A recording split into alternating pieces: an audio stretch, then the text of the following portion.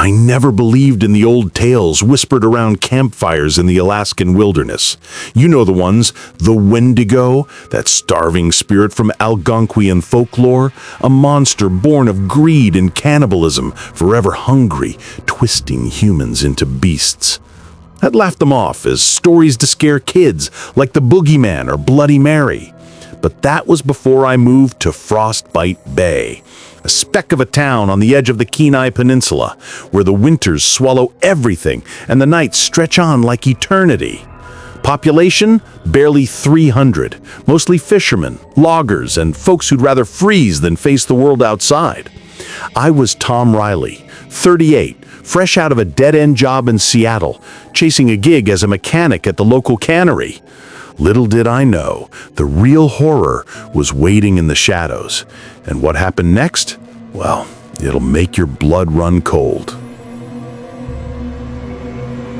It started innocently enough. I'd driven up from the lower 48 in my beat-up Jeep, the road winding through endless forests of snow-dusted pines. Frostbite Bay hugged a jagged inlet, with the sea crashing against ice-crusted rocks and the mountains looming like silent guardians. The town itself was a cluster of weathered cabins, a general store run by a guy named Silas with a beard like steel wool, and the cannery, abandoned for decades after a fire in the 70s that killed half the workers. They said it was arson, but whispers hinted at something darker. Hunger-driven madness during a brutal winter storm.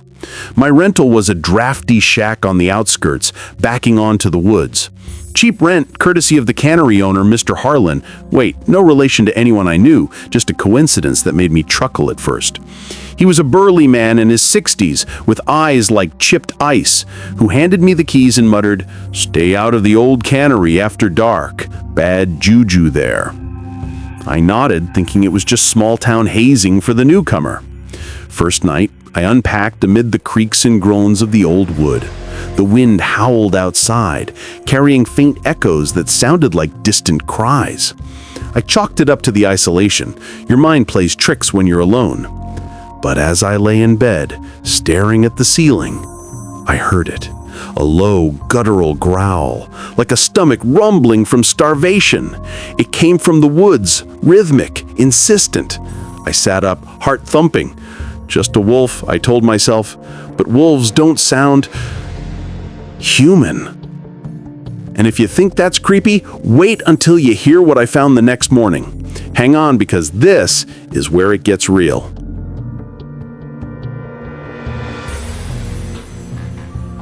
Dawn broke, gray and unforgiving.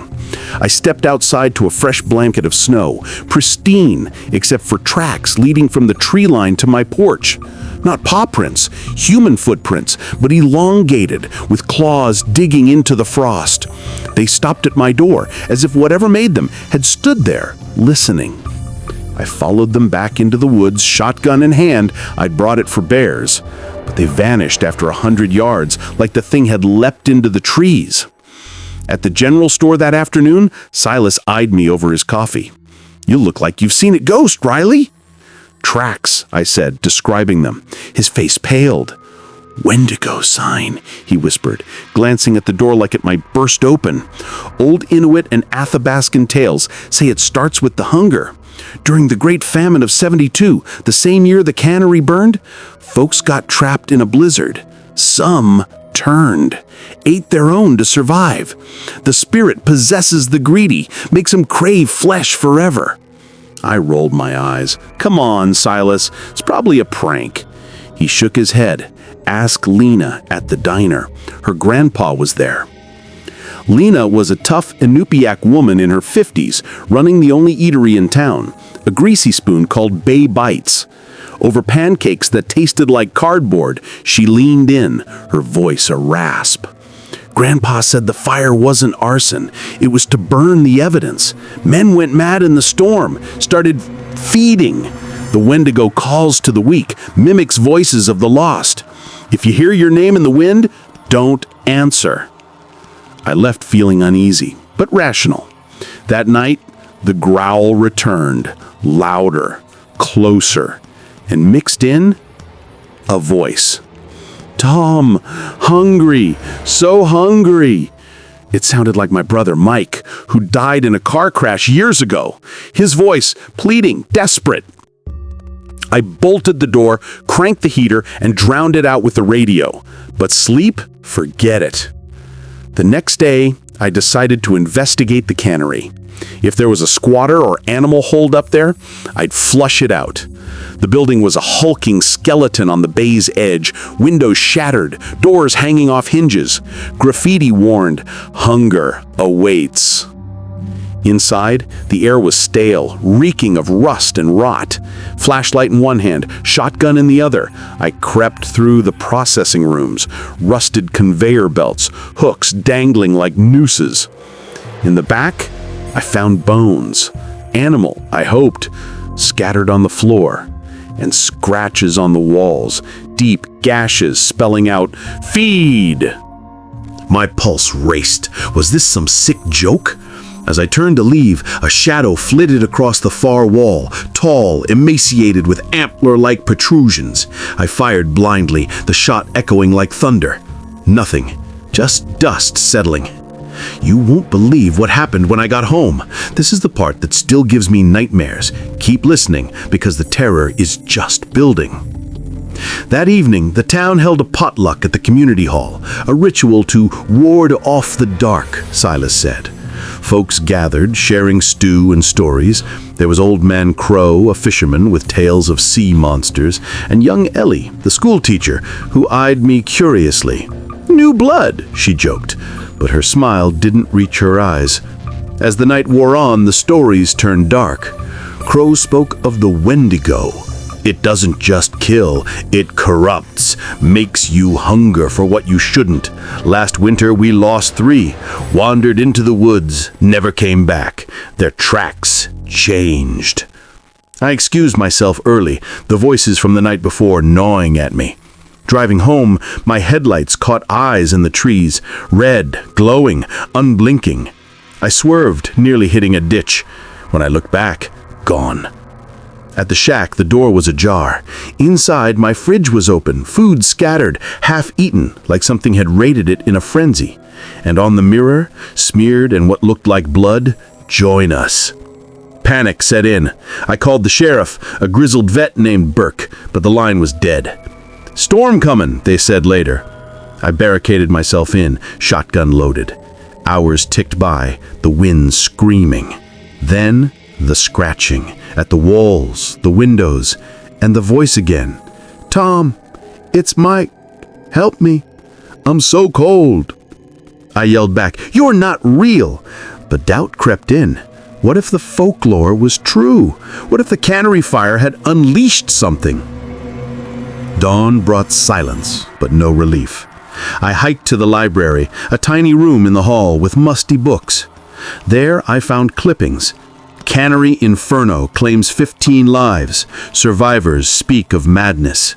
One article quoted a survivor, "The hunger, it whispered, made us see things, eat things." Deeper in the stacks, a journal from 1972, hidden like a secret. Entries from a worker named Elias.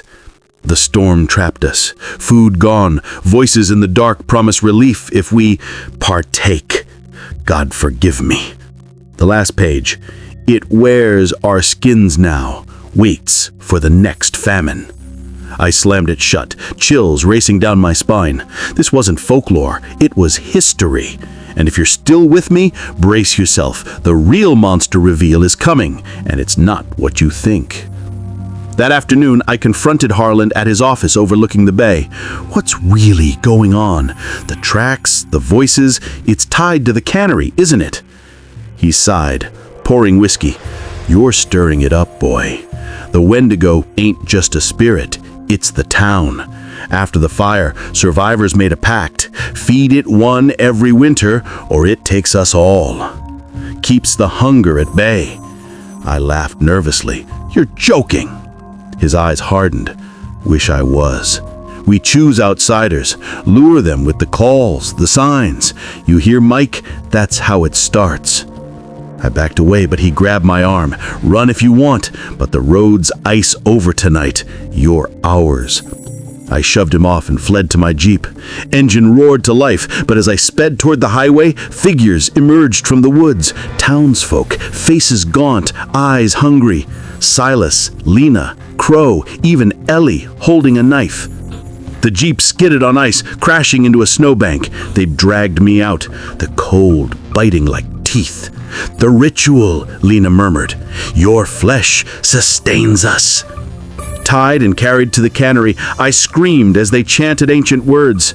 The shadow from before appeared, not a monster, but Harlan, transformed. Skin sallow, limbs elongated, antlers of bone protruding from his skull. The twist? The Wendigo wasn't a spirit. It was them, all of them, infected by the curse, sustaining it through cannibal rites. Newcomers like me were the feast, keeping their humanity intact another season. As the knives descended, I realized the voices weren't mimics. They were the echoes of past victims, warning the next. And now mine joins them, whispering in the wind, "Run while you can!" But in Frostbite Bay, no one ever does. The town endures, isolated and ravenous, waiting for fresh blood. If you hear your name on the breeze, don't answer. Because what comes next? Eternal hunger.